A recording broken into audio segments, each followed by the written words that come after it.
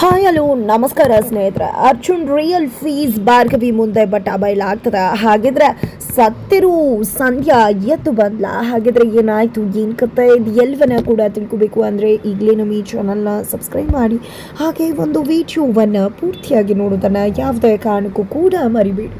ಇಲ್ಲಿ ಭಾರ್ಗವಿ ತುಂಬ ಪ್ಲಾನ್ ಮಾಡಿಕೊಂಡು ಬೃಂದಾಗೆ ಚೊಲ್ಲೆ ಹಣ್ಣನ ತಿನ್ನಿಸಿ ಸಂಧ್ಯಾ ಸಾವಿನ ಇನ್ವೆಸ್ಟಿಗೇಷನ್ ಮಾಡಬೇಕು ಅನ್ನೋ ಕಾರಣಕ್ಕೆ ಪೊಲೀಸ್ ಇನ್ಸ್ಪೆಕ್ಟರ್ ಪ್ರತಾಪ್ ಜೊತೆ ಇಲ್ಲಿ ಸಂಧ್ಯಾ ಸತ್ತಿರೋ ಜಾಗಕ್ಕೆ ಹೋಗ್ತಾಳೆ. ಜೊತೆಗೆ ಆ ಒಂದು ಸಂಧ್ಯಾ ಫೋನನ್ನು ಅಲ್ಲೇ ಸ್ವಿಚ್ ಆನ್ ಮಾಡ್ತಾರೆ.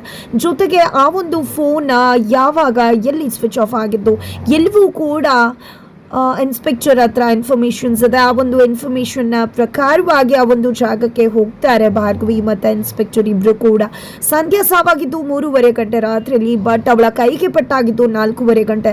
ಬಟ್ ಇದೆಲ್ಲ ಹೇಗೆ ಸಾಧ್ಯ ಅನ್ನೋ ಒಂದು ದೊಡ್ಡ ಕನ್ಫ್ಯೂಷನ್ ಇದೆ. ಜೊತೆಗೆ ಇಲ್ಲಿ ಸಂಧ್ಯಾ ಸಾಯಕ್ಕೂ ಮುನ್ನ ಭಾರ್ಗವಿಯನ್ನು ಕಾಂಟ್ಯಾಕ್ಟ್ ಮಾಡೋಕ್ಕೆ ಟ್ರೈ ಮಾಡಿದ್ರು, ಬಟ್ ನೆಟ್ವರ್ಕ್ ಇಶ್ಯೂ ಇತ್ತು, ಹಾಗಾಗಿ ಕಾಂಟ್ಯಾಕ್ಟ್ ಮಾಡೋಕ್ಕಾಗಿಲ್ಲ ಅನ್ನೋ ವಿಷಯವೂ ಕೂಡ ಗೊತ್ತಾಗುತ್ತೆ. ಅದರ ಜೊತೆಗೆ ಇಲ್ಲಿ ಸಂಧ್ಯಾ ಒಂದು ವಾಯ್ಸ್ ಮೆಸೇಜನ್ನ ಕೂಡ ಭಾರ್ಗವಿಗೆ ಕಳಿಸಿರ್ತಾರೆ, ಬಟ್ ಅದು ಕೂಡ ಸೆಂಟ್ ಆಗಿರುವುದಿಲ್ಲ. ಇದು ಅವಳ ಒಂದು ಫೋನಲ್ಲಿ ಕಾಣಿಸುತ್ತದೆ. ಆ ಒಂದು ಮೆಸೇಜ್ನ ಪ್ರಕಾರವಾಗಿ ಸಂಧ್ಯಾ ಒಂದು ದೊಡ್ಡ ಸತ್ಯವನ್ನೇ ಹೇಳ್ತಿದ್ದಾಳೆ.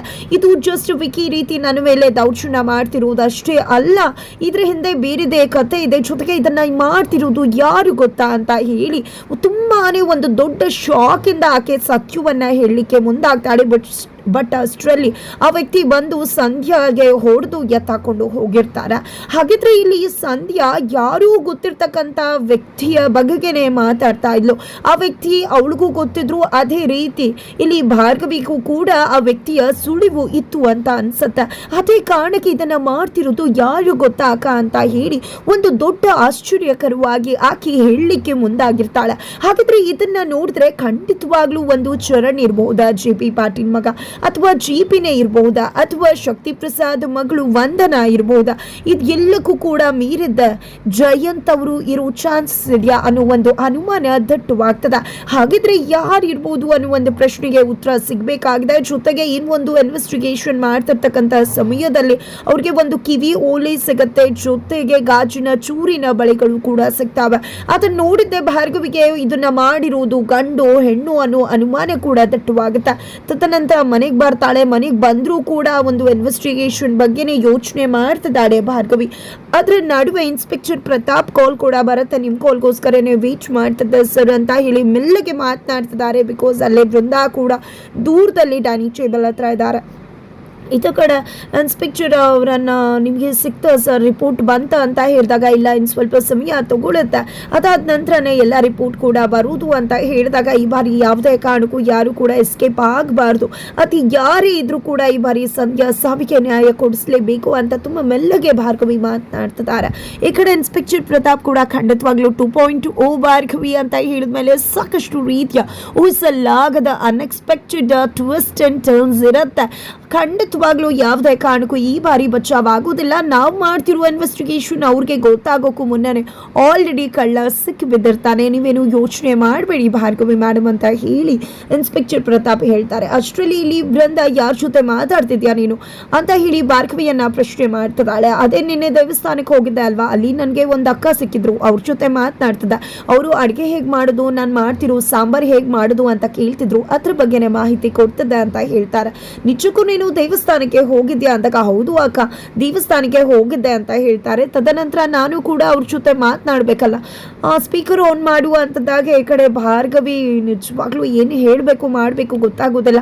ಸೊ ನನ್ನ ಅಕ್ಕ ಮಾತಾಡ್ಬೇಕಂತ ಅಕ್ಕ ಅಂತ ಹೇಳಿ ಹೇಳಿದಾಗ ಈ ಕಡೆ ಇನ್ಸ್ಪೆಕ್ಟರ್ ಪ್ರತಾಪ್ ಸರಿ ಆಯಿತು ಮೇಡಮ್, ನಾನು ಸ್ಕೂಲು ಕಾಲೇಜಲ್ಲೆಲ್ಲ ಒಳ್ಳೆ ಮಿಮಿಕ್ರಿ ಆರ್ಟಿಸ್ಟು, ಇದು ಸ್ಪೀಕರ್ ಆನ್ ಮಾಡಿ ಹೇಗೆ ಮಾತಾಡಿ ಅವ್ರಿಗೆ ಚಳ್ಳೆ ಹಣ್ಣು ತಿನ್ನಿಸ್ತೀನಿ ನೋಡ್ತಾ ಇರಿ ಅಂತ ಹೇಳಿ ಇಲ್ಲಿ ಸ್ಪೀಕರ್ ಆನ್ ಮಾಡಿಸ್ತಾರೆ ಇನ್ಸ್ಪೆಕ್ಟರ್. ನಂತರ ಭಾರ್ಗವಿ ಸ್ಪೀಕರ್ ಆನ್ ಮಾಡ್ತಿದ್ದಾಗೆ ಏನವ ನನ್ನ ಪಾಪ ನನ್ನ ಸ್ನೇಹಿತೆ ಭಾರ್ಗವಿ ಕೈಲೇ ಎಲ್ಲ ಅಡುಗೆ ಮಾಡಿಸ್ತೀಯಲ್ಲ, ನಿನ್ನ ತಂಗಿ ತಾನೇ, ನೀನು ಅಚ್ಚುಕಟ್ಟಾಗಿ ಮಾಡ್ಬೇಕಲ್ವಾ, ಬರೀ ಕುತ್ಕೊಂಡೇ ತಿಂತಾ ಇರ್ತೀಯ ಅಷ್ಟೇ, ಹಾಗೆ ಹೀಗೆ ಅಂತ ಮಾತಾಡ್ತಾರೆ. ಏನೇ ಇವ್ರ ಜೊತೆ ಎಲ್ಲ ನನ್ನ ವಿಷಯ ಮಾತನಾಡಿದ್ಯಾ ನೀನು ಅಂತ ಬೃಂದ ಭಾರ್ಗವಿಯನ್ನ ತರಾಟೆಗೆ ತಗೊಂಡ್ರೆ ಇಲ್ಲಿ ಭಾರ್ಗವಿ ಇನ್ನೇನು ಮಾಡೋದಕ್ಕ, ಈ ಮನೇಲಿ ಯಾರೂ ಮಾತಾಡೋದಿಲ್ಲ, ಹಾಗಾಗಿ ಯಾರು ಸಿಗ್ತಾರೋ ಅವ್ರಿಗೆಲ್ಲ ನನ್ನ ಕಷ್ಟನ ಹೇಳ್ಕೋತೀನಿ ಅಂತ ಹೇಳ್ತಾರೆ. ನಂತರ ನೀನೇ ನನಗೆ ಹೇಳೋದು ಇಡು ಫೋನ್ನ ಅಂತ ಹೇಳಿ ಕೋಪ ಮಾಡಿಕೊಂಡು ಬೃಂದ ಆ ಕಡೆ ಹೋಗ್ಬಿಟ್ರೆ ಇತ್ತ ಕಡೆ ಭಾರ್ಗವಿ ಭಾರ್ಗವಿ ತುಂಬಾ ಖಾರವಾಗಿ ಹಾಕಬೇಕಾಗತ್ತೆ ಒಗ್ಗರಣೆಯನ್ನಂತೂ ಮಿಸ್ ಮಾಡದೆ ಹಾಕಿ. ಹೇಗೆ ಒಗ್ಗರಣೆ ಆಗಬೇಕು ಅಂದರೆ ಆ ಘಾಟು ಎಲ್ಲ ಕಡೆ ಘಮಿಸ್ಬೇಕು, ಆ ರೀತಿ ಒಗ್ಗರಣೆ ಹಾಕಬೇಕು ಅಂತ ಹೇಳಿ ಕರೆಕ್ಟಾಗಿ ಟೈಟಾಗಿ ಫೈರ್ ಹಾಕಿ ಅನ್ನೋ ರೀತಿಯಲ್ಲಿ ಸಿಗ್ನಲ್ ಪಾಸ್ ಮಾಡ್ತಿದ್ದಾಳೆ ಭಾರ್ಗವಿ ಇನ್ಸ್ಪೆಕ್ಟರ್ಗೆ.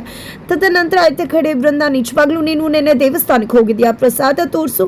ಪ್ರಸಾದ ಎಲ್ಲಿ ಅಂತ ಕೇಳ್ತಾರೆ. ನಿನ್ನೆ ಏಕಾದಶಿ ಅಲ್ವಾ, ಅಲ್ಲೂ ಕೂಡ ಪ್ರಸಾದ ಇರಲಿಲ್ಲ ಅಕ್ಕ. ನಿನಗೆ ಅನುಮಾನ ಬರ್ತಿದ್ಯಾ ನಾನು ದೇವಸ್ಥಾನಕ್ಕೆ ಹೋಗಿಲ್ಲ ಅಂತ? ತಗೋ ಅರ್ಚನೆ ಒಂದು ಚೀಟಿ ಅಂತ ಹೇಳಿ ಚೀಟಿಯನ್ನು ಕೂಡ ಭಾರ್ಗವಿ ಕೊಡ್ತಾರೆ.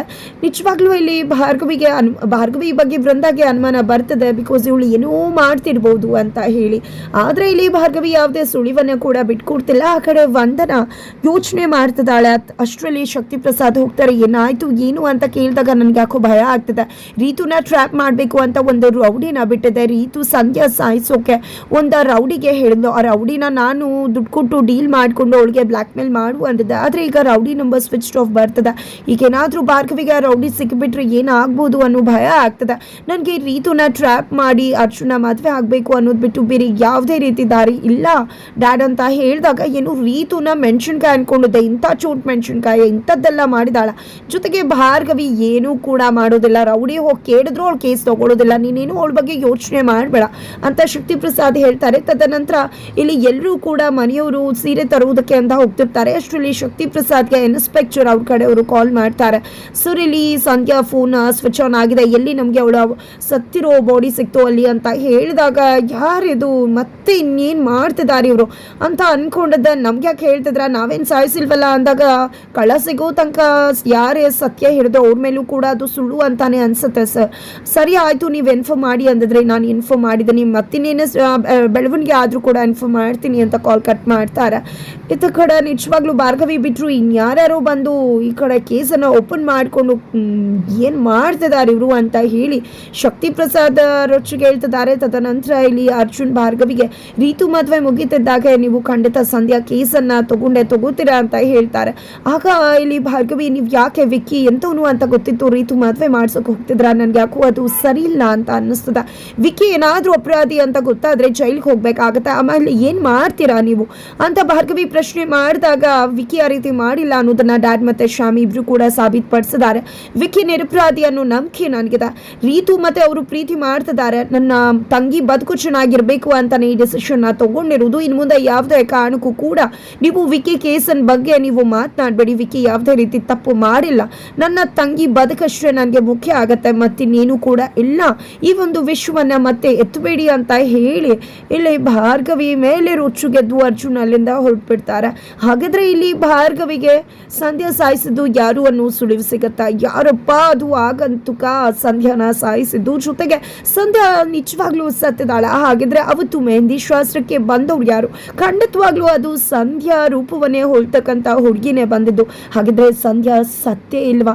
ಹಾಗಿದ್ರೆ ರಿಯಲ್ ಕಲ್ಪ್ರೀಟ್ ಯಾರಾಗಿದ್ದಾರೆ? ಇದರ ಜೊತೆಗೆ ಇಲ್ಲಿ ಸಂಧ್ಯಾ ಬದುಕಿ ಎದ್ದು ಬಂದೇ ಬಿಟ್ಲ ಸಮಾಧಿಯಿಂದ? ಇದು ಎಲ್ಲವನ್ನ ಕೂಡ ತಿಳ್ಕೊಬೇಕು ಅಂದರೆ ಈಗಲೇ ನಮ್ಮ ಈ ಚಾನಲ್ನ ಸಬ್ಸ್ಕ್ರೈಬ್ ಮಾಡಿ, ಹಾಗೆ ಮುಂದಿನ ವಿಡಿಯೋಗೆ ವೇಟ್ ಮಾಡೋದನ್ನು ಯಾವುದೇ ಕಾರಣಕ್ಕೂ ಕೂಡ ಮರಿ